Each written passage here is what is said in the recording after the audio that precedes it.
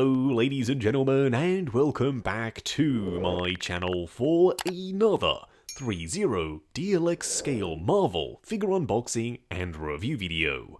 Now today we are taking a look at the Iron Patriot, based off his appearance in Iron Man 3. Now, Threezero kicked off this line with the incredible Mark 43. Yeah, I'm really excited to get this guy out here. Now, I got mine from toyswonderland.com. Link for that is in the description below. They have installment plans as well as a points-based reward system. While you're down there, why not hit that subscribe, bell notification icon, and join button so you're notified as soon as a brand new review goes live on the channel. As for the box art, it follows the precedent already set by the Mark 43, meaning it looks really good. Up front, an image of Iron Patriot, Infinity Saga, Iron Man 3, then his name down below. On the side of the box, Iron Patriot. On the back, all of the warnings and legal info. If you flip open the Velcro front cover, you get a sneak preview of the figure inside, plus a bunch of product shots. But we're not here for sneak previews, we're here to get this bad boy out here. Now, as I said in the intro, I really enjoyed their Mark 43. Now, they do have a bunch more Iron Man figures on the way, but this guy is something a little different. This suit doesn't really get a lot of love by toy companies, and I don't know why, it looks really cool. First in-hand impressions, yeah, this guy's pretty hefty. What we are going to do now, though, is get all of his accessories laid out in the light box and take a closer look at everything he comes with. Starting off with the display base first. Yeah, you heard that right, a Threezero figure with a display base. But Threezero, why? Why are you giving your 1/12 scale figures display bases, but not your arguably more high-end 1/6 scale figures? Please, if you're going to do it for the smaller ones, do it for the big ones too. Now the base is rather slim. It says Iron Patriot up top as well as Infinity Saga. We also have a multi-jointed flight pole arm, and it does actually securely peg into his back. It's not relying on some kind of clamp or waist grabber. They do give you 4 blast effects in total, 2 for the hands and 2 for the feet. 2 of them are shorter and 2 of them are longer. They look just okay. They're cast in translucent plastic, that I like. I also like the shading at the base, but they are really chunky and very geometric. They don't really look all that organic. You do just peg them in as you would expect to his hands or feet. They do sit in there nice and securely, but as I said, they're not all that believable. Heck, maybe I'm being a little bit too harsh at this scale, but I just don't love the blast effects. If you do, that's of course all that matters. He does have some guns that do swap out onto his forearms, and you'll see that a little bit later. They're well sculpted. I love the silver metallic finish and the soft muted red. Lastly, we do get a full array of hands, including repulsor blasting hands with holes, so you can plug the blast effects in and without, where they are fully painted. I do like, as I said, that soft muted metallic red. And we also get a saluting hand, which is perfect for Iron Patriot. Standing straight up and down in the light box, no crazy poses or accessories or anything like that. Yeah, Threezero have done a great job. Does that mean he's perfect? No, there are a couple of things that we still need to discuss. But for the most part, I'm pretty happy. The proportions are on point. It actually looks like a shrunk down dude in a suit. The paint applications are nice and sharp. The sculpt is crisp and clean, and thanks to the diecast content, he's suitably hefty. Then the icing on the cake, the engineering. You've heard me go on about it in previous Threezero videos, but they are at the top of their game. This guy packs in a ton of mini joints. He literally looks and feels like a shrunk down Hot Toys figure. And, of course, I mean that in the best way possible. Up close and personal, starting off with the helmet first. It looks really good. Threezero are no stranger to sculpting some crispy detail, and that's exactly what they've done here. All of the panel lines are well done, and the paint applications are beautiful. The silver is nice and shiny, but it doesn't wash out the detail at the same time.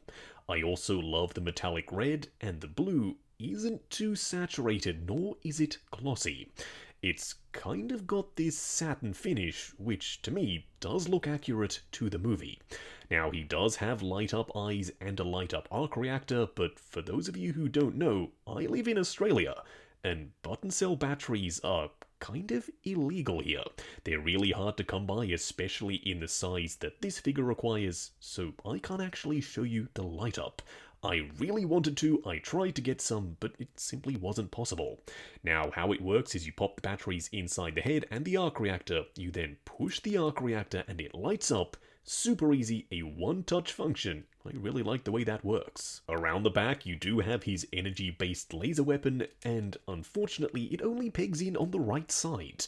In the movie, it can move from side to side, hence this little rail, and Hot Toys managed to get that done in 1/6 scale. But here, for the DLX figure, it pegs in and it's locked in position. You can, however, articulate it up and down at the base joint and also swivel it from side to side. It's painted in gunmetal, you've got that same beautiful metallic red, and also a couple of silver sections.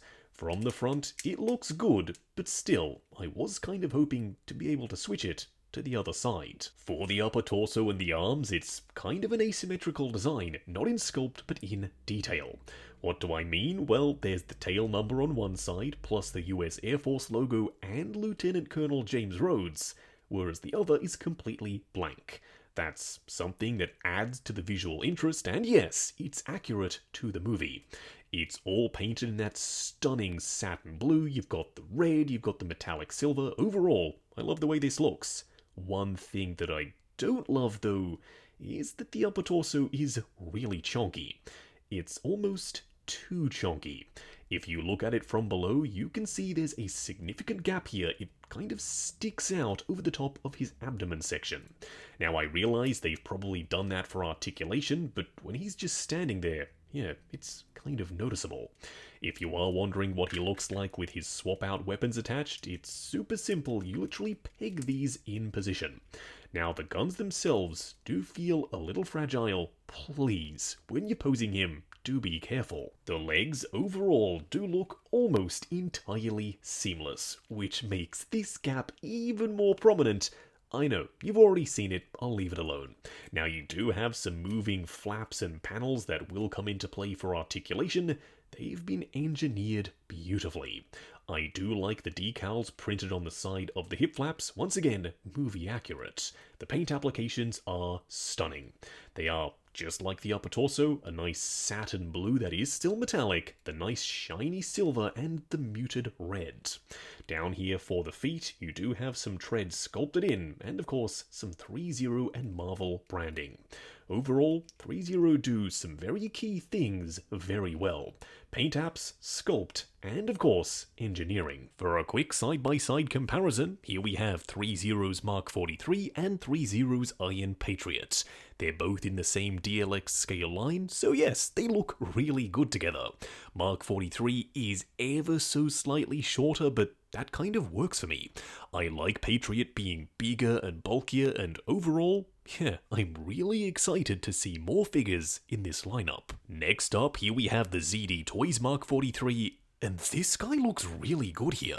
I was expecting to see a noticeable drop in quality and in size, but oh no, he holds his own really well. He's a lot cheaper, yet he scales perfectly here. His proportions are, in my opinion, a little bit better than Threezero. And overall, if you wanted to add this DLX Iron Patriot to your ZD Toys collection, yeah, it would absolutely work. Going over articulation, do bear in mind this is my personal copy of the figure, so I'm going to be a little bit more careful. Starting off with the helmet first, it's on a double ball peg, going forward and back, swivel and pivot side to side. The arms will go up to there, although if you move the shoulder pads out, they will go up even further. Going forward and back, butterfly joint at the shoulder that also hinges up and down. You have a swivel at the bicep, although it's incredibly stiff and sturdy on mine. Double bend at the elbow, plus a ball joint for the wrist peg. The torso does crunch forward to there, going back to there, swivel and pivot side to side. Now the legs will go forward to there, although if you move this panel out, they will go up even further. You can move them out, although once again the joint is super stiff, and yes, this panel can move, plus swivel at the upper thigh. You can also drop the legs down at the upper thigh, which does allow an even greater range of motion, as all of this tucks in to that crevice. You do have a double bend at the knee that gets you the full way, a double ball peg down here for the ankle, plus, of course, toe articulation. Wrapping up on the Threezero DLX scale Iron Patriot from Iron Man 3. Going into this, I was really excited. I'm a huge fan of Threezero, you all know this. Their engineering is second to none. It's so good, in fact, that after seeing this guy and their Mark 43, I'm kinda jealous of 1/12 scale collectors. Now yes, I do collect 1/12 scale as well. But if we had Iron Man figures this good in 1/6 scale with the incredible engineering and paint applications and one-touch light-up effect, yeah, I'd be really darn happy. Hot Toys needs some competition in 1/6 scale. In saying that though, this guy's really good. As I said, the engineering is on point. We already knew that going in. Threezero nail it every single time. The sculpt work, the paint applications, they're all crisp, clean, and well done. The only complaint I have is that the upper torso is a little chonky. And to tell you the truth, that's not even a really big complaint. Everything else is so good that it more than makes up for that one issue. Now, I got mine from toyswonderland.com. Link for that is in the description below. They have 12-month installment plans and a points-based reward system.